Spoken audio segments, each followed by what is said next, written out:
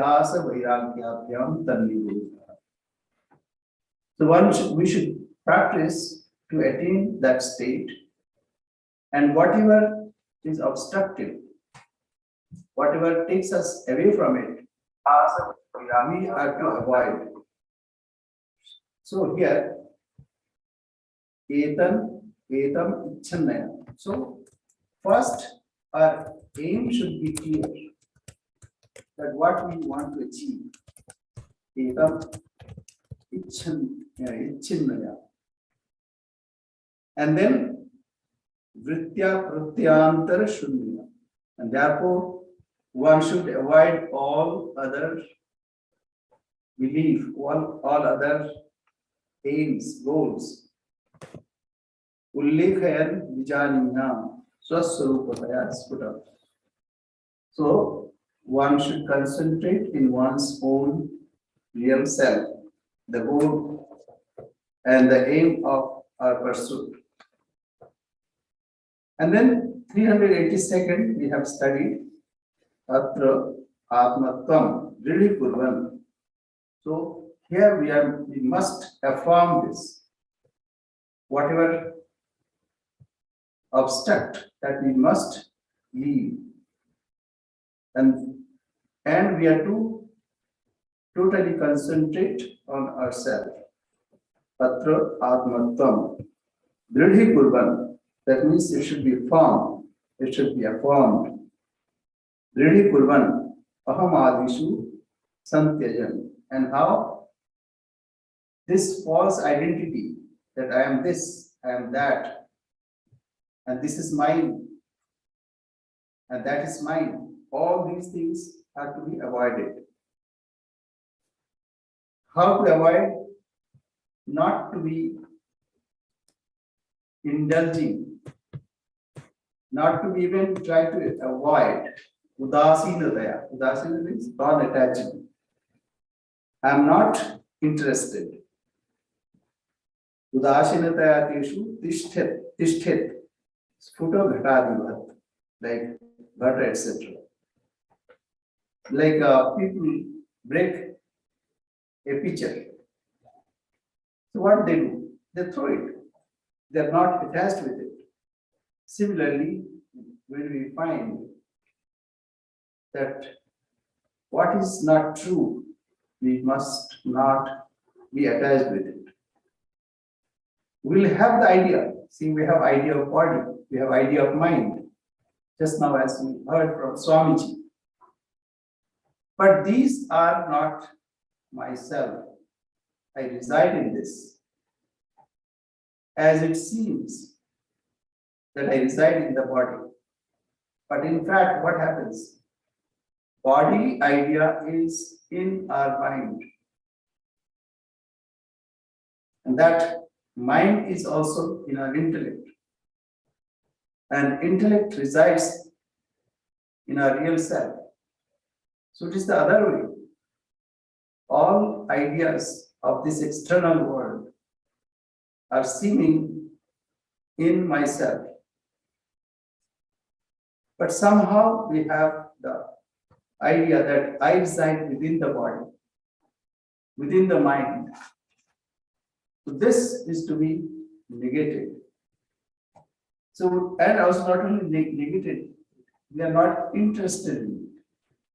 See, negation also is a kind of attachment.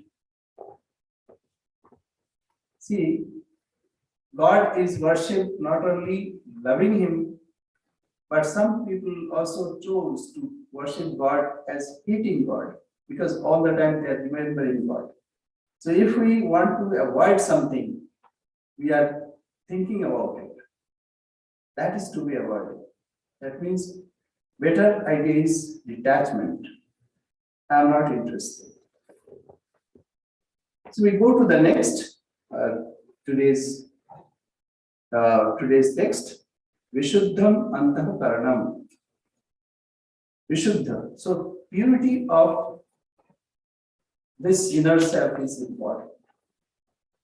All kinds of things will come. Ego will come. Misunderstanding will come. And also atasmin tadbuddhi, whatever it is not, we feel that it is this.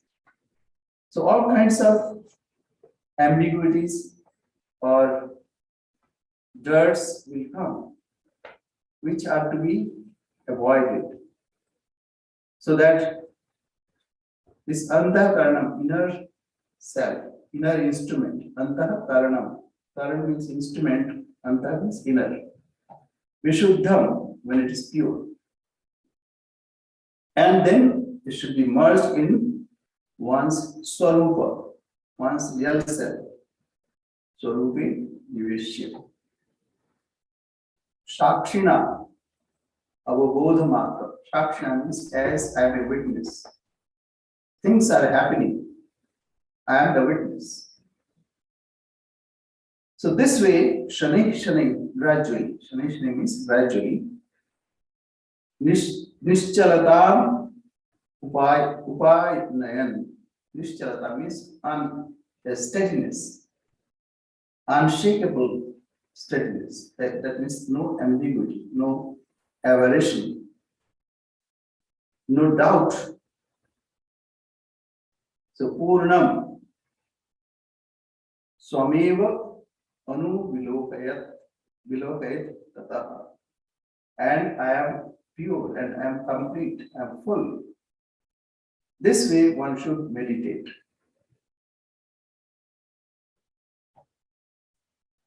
I'll read from the translation.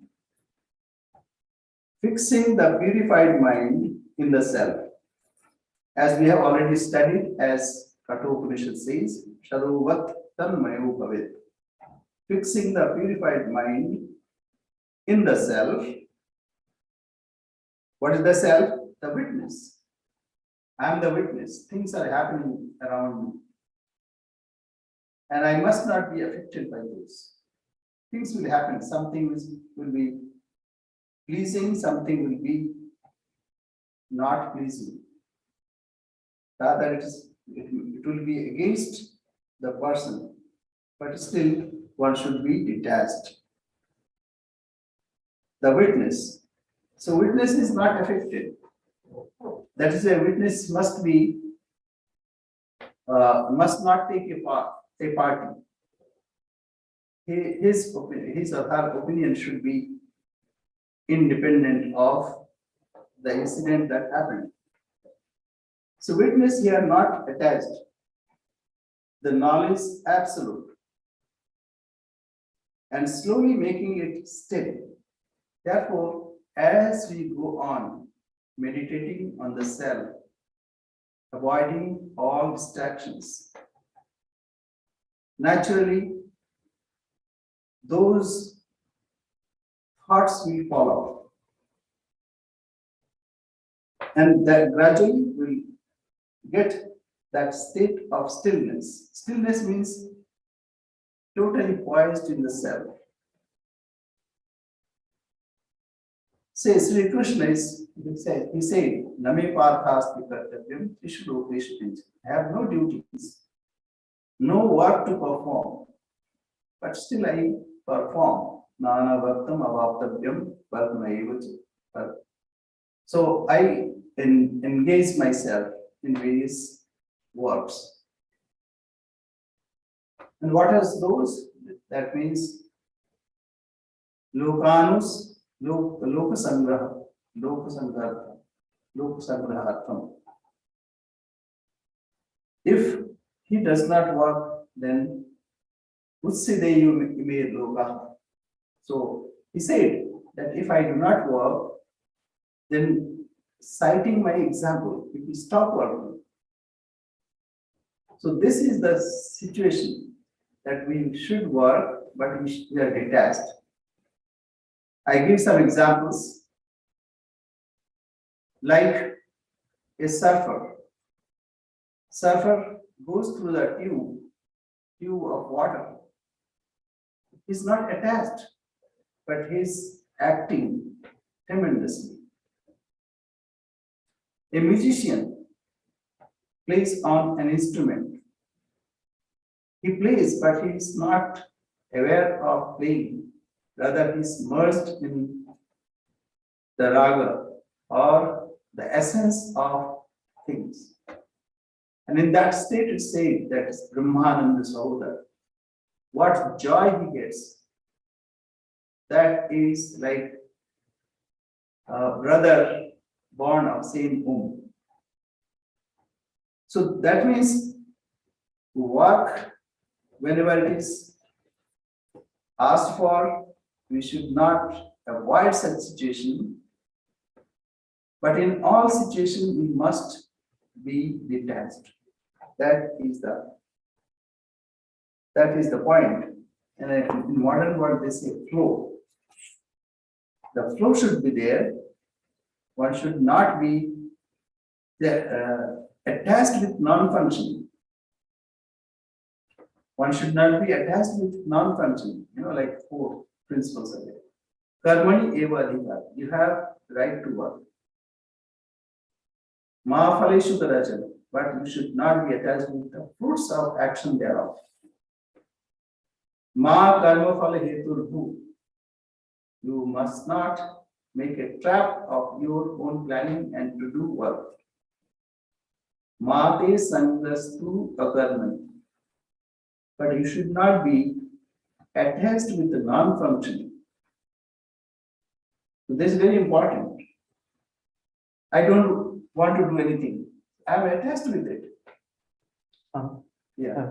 So you talked about that detachment comes after perfection, right?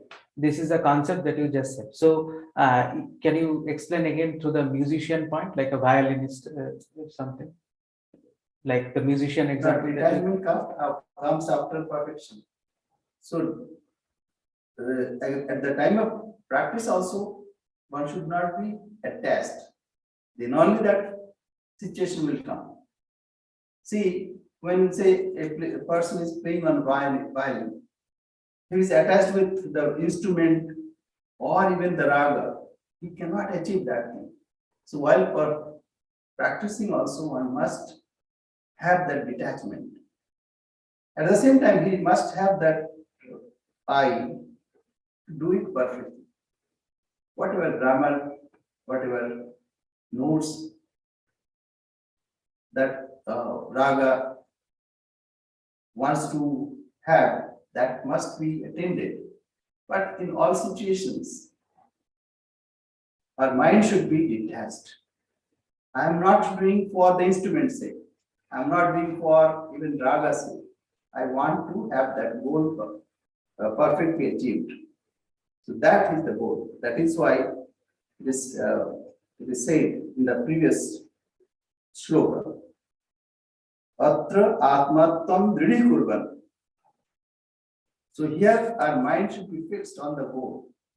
Say a person who wants to achieve or say want to scale the Everest. So he fixes his mind that in any case I'll have to attain that.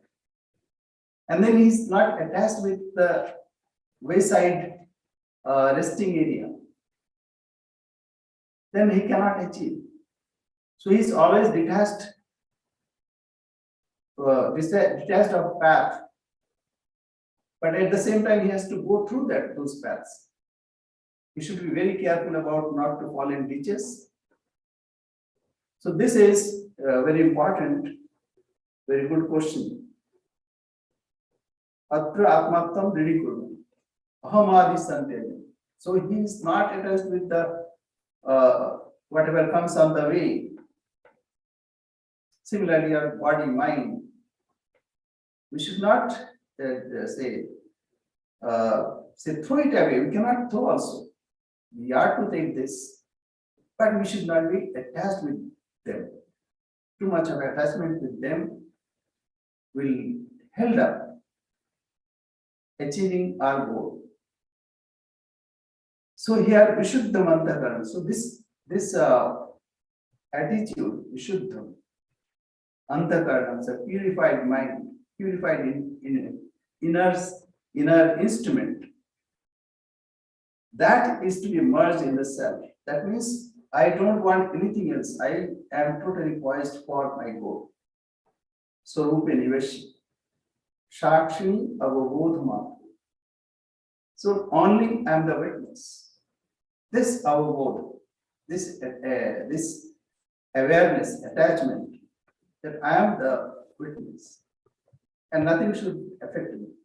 Things will come which is palatable, which is agreeable, pleasurable, and sometimes it will be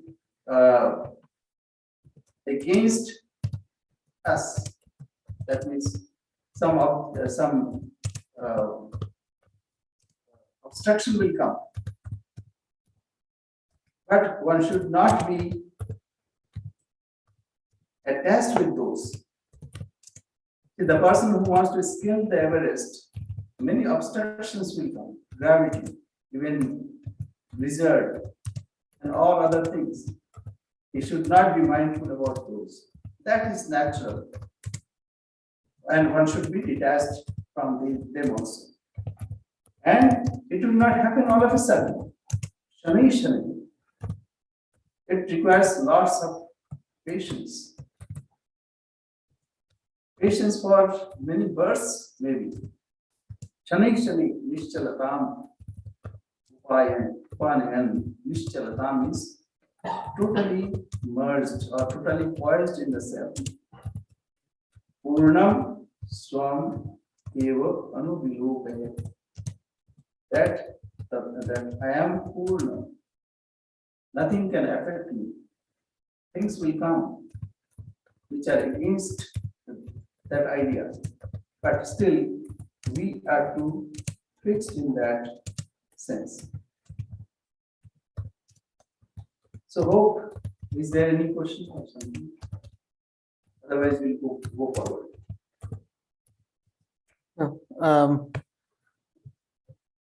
Anybody, any questions? You can type it. We will ask it at the end, or you can ask in the middle also. So we go to the next 384. Dehendriya prana mano ahamadi. Swagyana kliptair akhile rupadi. Vimukta vimuktam atmanam akhanda rupam purnam mahakashamiva avalokayet. Now this is very important. So I'll read the translation so that it is easily understood. Deha Indriya Prana. One should behold the Atman, the indivisible and infinite, free from all limiting adjuncts, such as the body, organs, pranas, manas, and egoism, which are creations of one's own ignorance. Like the infinite sky. So in an infinite sky, we see infinite sky, but we think that it is like reversed pan. Or we see it is blue in color. But these are our own imagination. When you go outside means outer space, then we see everything that is what we see. We see there is no color. Blueness is because of refraction, and we imagine, oh, it is called blue. And secondly, it has no the lower side of a pan. It is vast, it is infinite. But we imagine it is like that. So, what are these? Deha, body, prana, vital forces, mana, mind, and even this ego, mana, buddhi, chitta, and ahamkara. All these swagyana, klipte, rakli, upadhi, all these are limiting adjuncts. These limit ourselves. Oh, your body only. When somebody pinches me, I feel pain. Or somebody tells something which is not favorable to me, I feel insulted or pained. So all these are our understanding, but we can think, say like a dog barks at you. So one can think that it is its nature. Barking is dog's nature. So you don't feel any enmity against it. Similarly, I'm not saying that one should think that somebody is saying something, we should think that he's a dog or something like that. I'm giving an example only. As we do not mind barking of a dog, similarly, if something goes against you or if against anyone, one should avoid that situation. Okay, it's like that. Somebody don't understand. So this way one may think about you. So because these are imagined, Deha, Indri. Indri means senses. I have senses and it has some liking, disliking. So in winter, because of the weather, we feel that we are not comfortable. So matra sparshasthu konteya shita ushna sukha dukkha. It's because of contact of the objects with the sense organ that gives either pain or pleasure.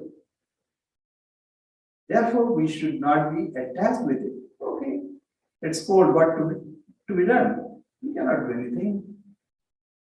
We have to forbear. Similarly, somebody says something wrong. That's also matra and sparsha. It touches our ears.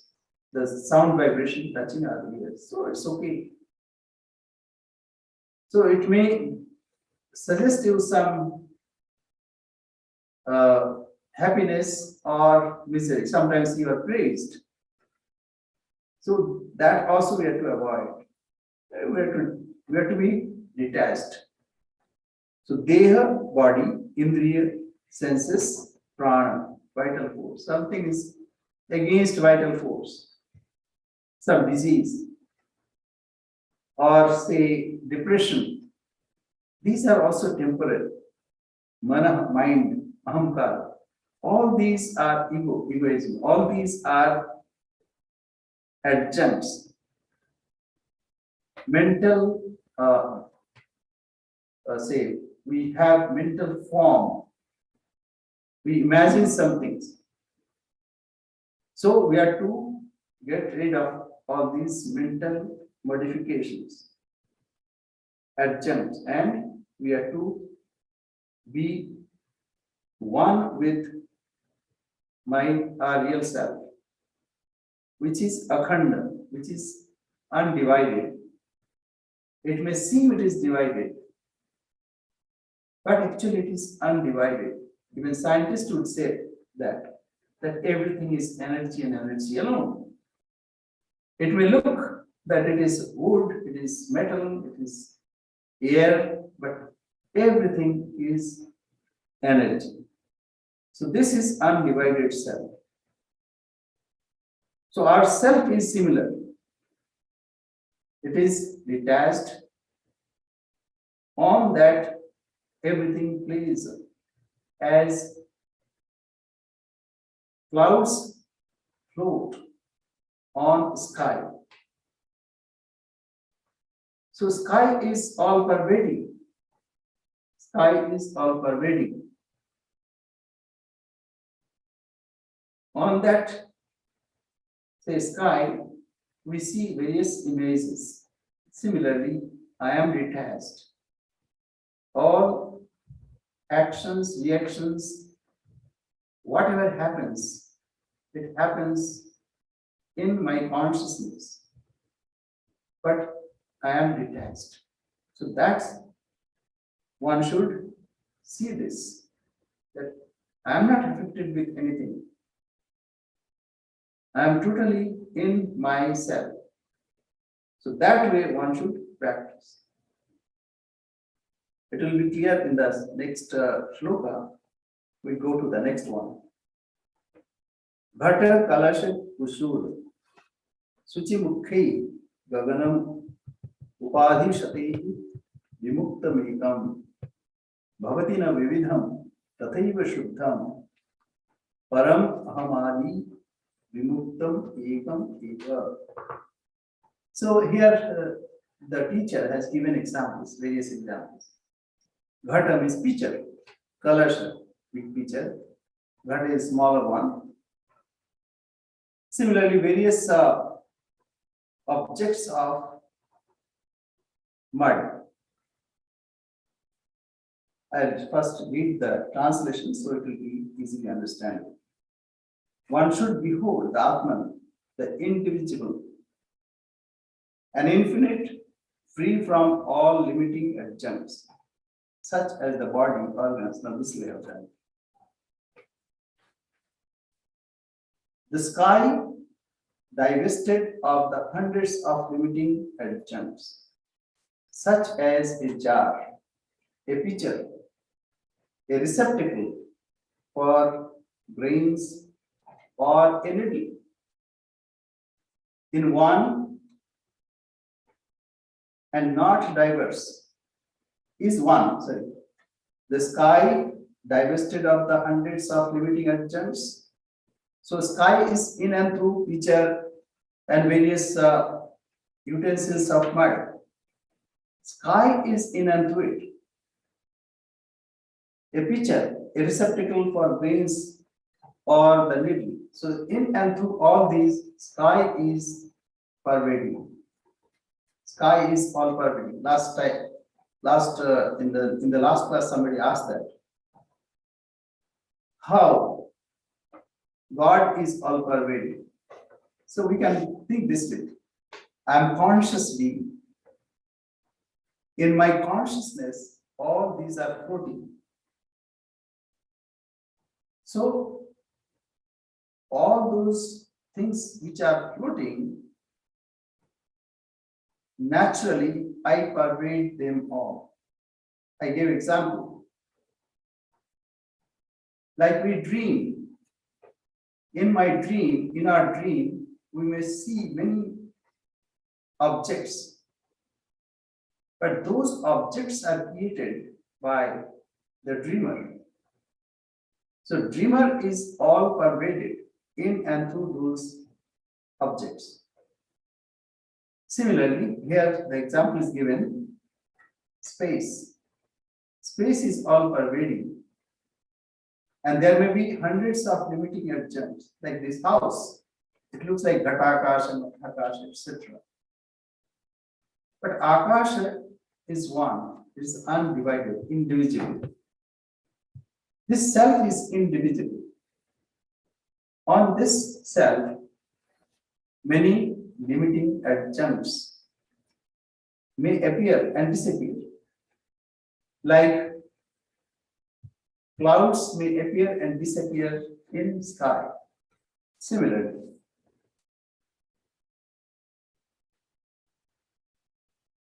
exactly in similar way, the pure Brahman, when divested of egoism, etc., is very one.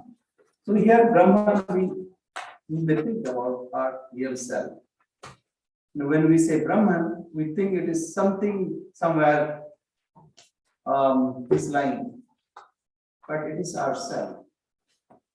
Whatever is whatever the self that we are, the same is Brahman. So it is, we should not separate from us.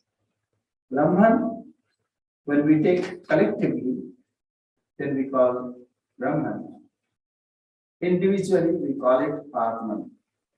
So Atman is all pervading. Atman is present in everything. All other things are limiting adjuncts. So this is the idea. So, Maharaj, there is a question here. So, see, we go to the shrine and meditate, right? We meditate in front of Sri Ramakrishna. we meditate in front of the photograph. Now, this photograph, these images that are there, these are according to the shloka, this should be like this Ghato Kalasha, right? So we imagine, we see Sri Ramakrishna's face and meditate on the form, right? So can you explain this?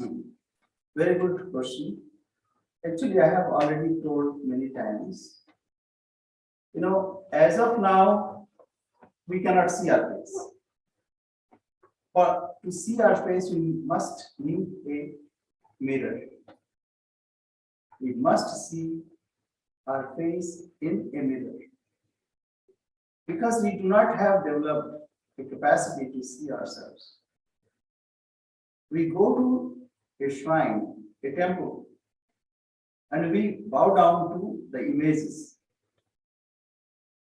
That image or whatever we are worshipping is my real self. As of now, the idea that we have is erroneous.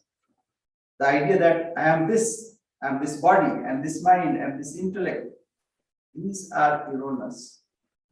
Even when you go and offer your pranam, what do? You close your eyes and bow down.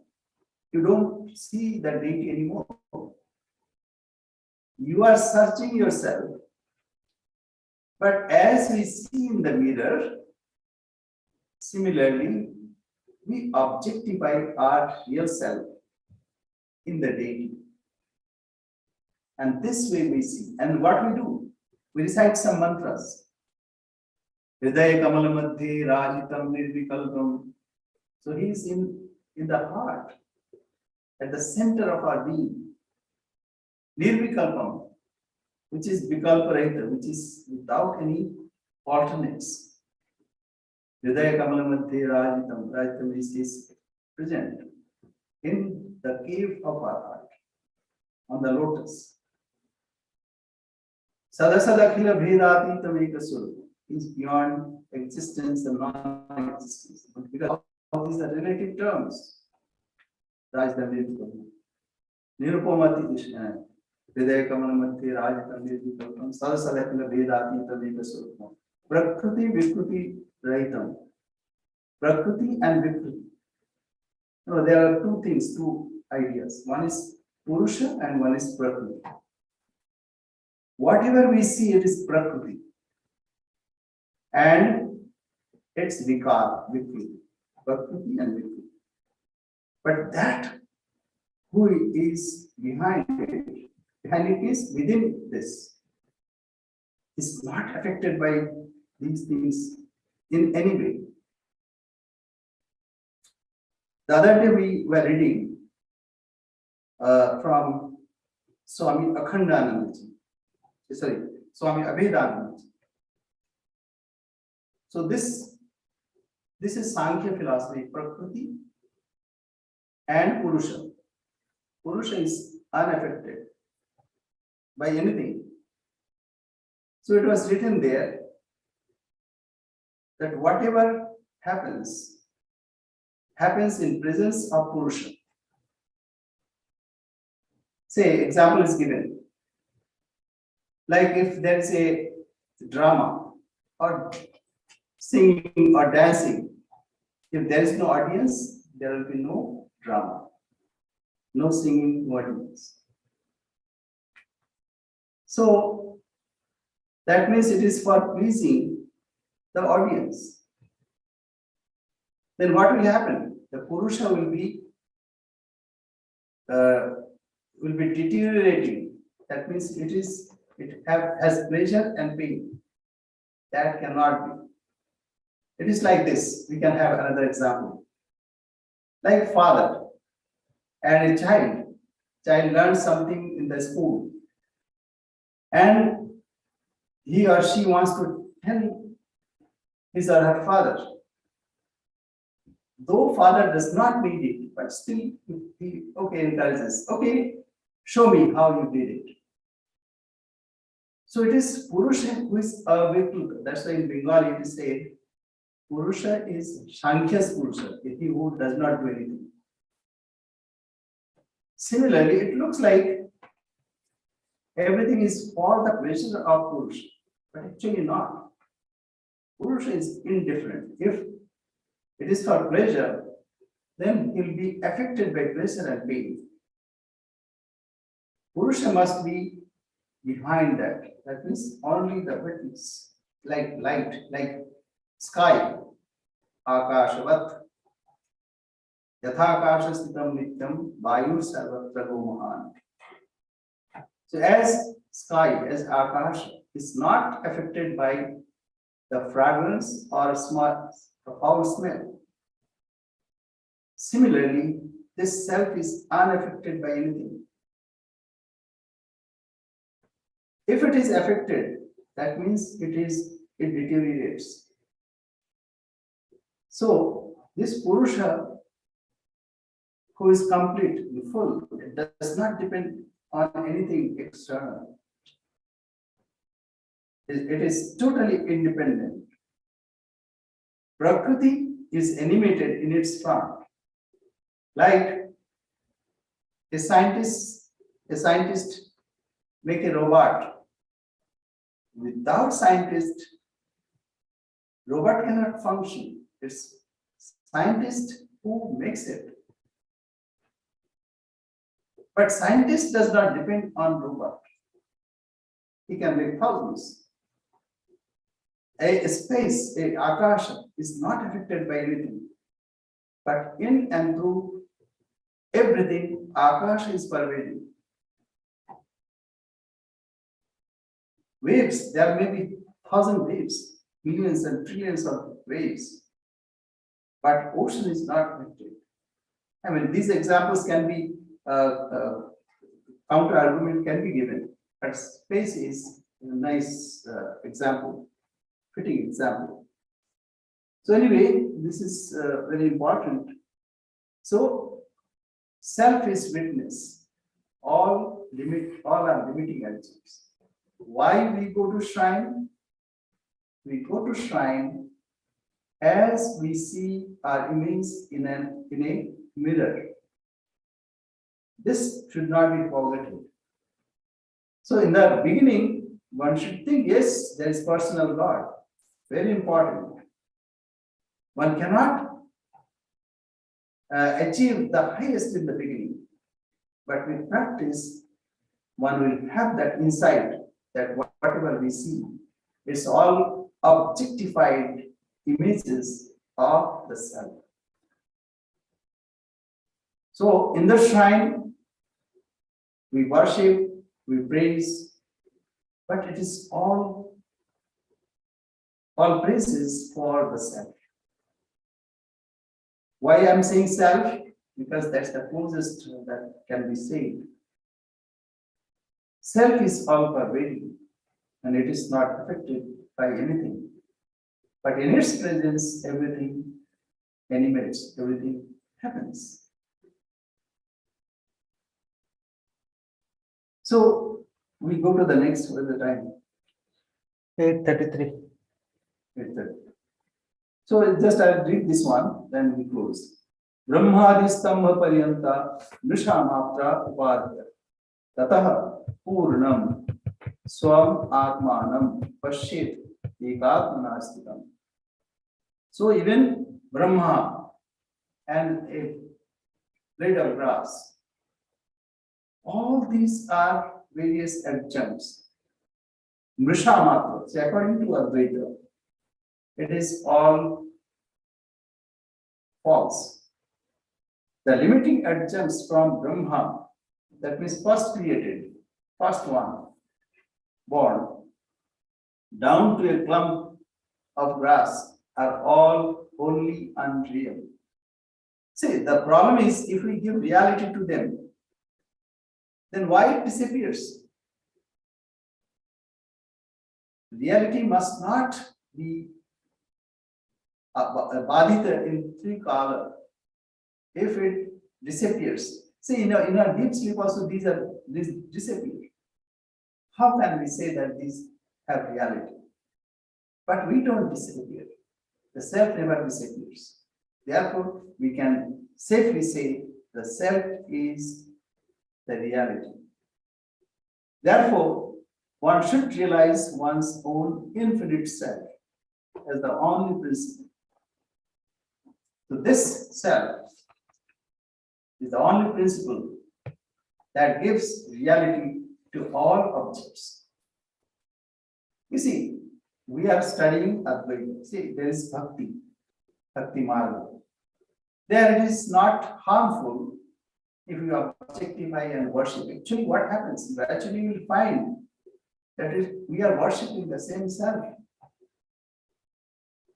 But there is no hurry. We give, or the scriptures give enough time, space, and also opportunity to grow. Therefore, there is no harm. It is much better. See, if someone cannot conceive this highest ideal, there is no harm going to a shrine and imagining that is God and worshiping God. It is better than nothing. But one should not leave it there. Gradually one should know what is the purpose, why I am worshiping, whom I am worshiping. It is the same self who is being worshipped in and through that image worship. Images also don't be all the time. So in and through images, we worship the self. And there is no harm, no harm at all. Since Ramakrishna started with worshipping Mother Kali, that was important. It engrosses our mind, it captures our mind, our imagination, and then gradually we grow. That's nice. We go to school. Why? To discipline ourselves. But should one be in school the whole life? No.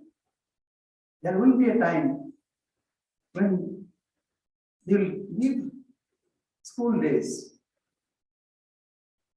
Otherwise, you won't get a living certificate, school living certificate. So, for inner growth, it is good in the beginning to have some images, some symbols. Those are very helpful means, but one should not be held up by those. Gradually one should go. And here, our teacher is teaching us the logic, why it is so. He shows that only reality is the self. And therefore, we should aim to gain it. So with this, is there any question? Yeah, questions, anybody? Swami will answer them. I just had a quick question. Okay, Jen. To clarify, Swami, did you say that focusing on pictures and images are just the beginning? So the question is that Jane wants to clarify that focusing on images and pictures, is that just the beginning of the spiritual journey? Yes, and till we are confident, till we get school leaving certificate. And unfortunately, many of us, we need this help. It's not unfortunate, rather, that's a devotee wants to enjoy the company of God. So it is again objectifying. So for devotees, they can keep, and so Sri Ramakrishna gave an example, like a great expanse of water. So he puts a line on that water, says this is me and that is you. So he knows in reality that this water cannot be divided. But still, for the sake of devotee, we find in the life of Sri Ramakrishna, in the life of Chaitanya Mahaprabhu, they wanted to have a little difference. Oh God, oh Mother, oh Krishna. But actually, what happens? Gradually, they merge in him. Sri Ramakrishna used to go to Samadhi again and again. And Sri Chaitanya Mahaprabhu also is singing the glory of God and again he's merging.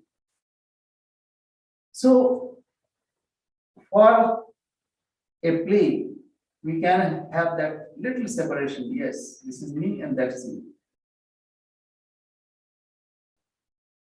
For us, yes, if we feel confident, then one can, or one of such a person can leave. But one should be very careful about it. One should take guidance from Guru or from his teacher. Otherwise, he'll be of nowhere, neither this world or not that world. So one should be very careful. Question 2. Akshay has a question. I read the question. What is the meaning of Sri Ramakrishna's quote? The quote is this: the pure mind, pure buddhi, and pure self are the same. Very good. So pure, whatever is pure. See, space is all pervading. So even in and through this object, it is space. So when we see from that perspective, then mind becomes no mind. When mind is pure, the quality of bondage or binding with something is lost. Therefore, mind becomes no mind. Manasa amani bhavati. Similarly, intellect all the time rationalizes. So when one can see the mind is based on that purity of the self, then one loses that cogitation. Therefore, intellect becomes no intellect. It is stupefied. Then there is no rationality. When Sri Ramakrishna is to merge himself in mother, there is no this or that. It's all one. See, Sri Chaitanya Mahaprabhu, similarly. Or for those jnanis. So whatever is pure, say 100% pure, there cannot be anything which is 100% pure other than the self. Therefore, Shuddha Buddhi, Shuddha Man, and Shuddha Atma is one and the same thing. Say mind, now it is in the sake of name, it is mind, but actually it's purity. Purity means the self. The pure Atman, pure intellect, or pure mind is one and the same.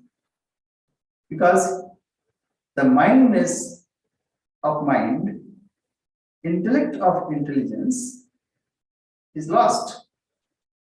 Only that which all pervading, that remains. Therefore, it is purity, the pure self. We see our prayer. Om Purnamada Purnamidam Purnat Purnamudachyate Purnasya Purnamadaya Purnamevavashishyate. Om Shanti Shanti Shanti. Hari Om Tatsat. Sri Ramakrishna Arpanamastu. So here this verse also says the same thing. Purnamada Purnamidam. That is Purna, full, complete. This is Purna, full and complete. And if you take out full out of full, even full is retained. Therefore, it cannot be divided. In words, we are saying that here it is Purna, there it is Purna, and something is taken out of Purna. It's all in words. Purna is Purna in all states. Thank you. Pranam.